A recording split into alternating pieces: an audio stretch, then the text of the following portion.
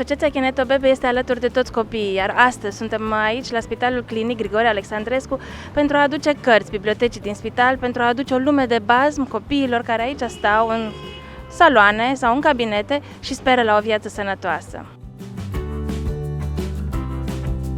Faptul că oameni care iubesc copiii au venit la noi în spital și au putut face o bucurie copiilor internați prin cărțile pe care le-au adus este un lucru cum nu se poate mai firesc, pentru care avem toată mulțumirea și sperăm că acești copii care pe o perioadă din toată țara venind vor păși aici pentru a primi vindecare, să aibă această bucurie în diversitatea lucrării atât pentru trup cât și pentru sufletul lor.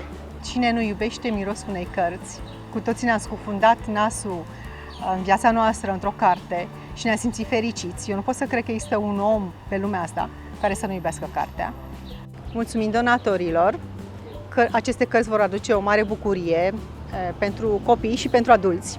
Suntem foarte bucuroși să dăruim cât mai multe cărți copiilor, iar editura Bookzone s-a alăturat acestei inițiative extraordinare de a crea biblioteci sociale în cât mai multe locuri din țară. A 20-a bibliotecă socială dăruiește o lume de bazm a ajuns la Spitalul Grigore Alexandrescu din București.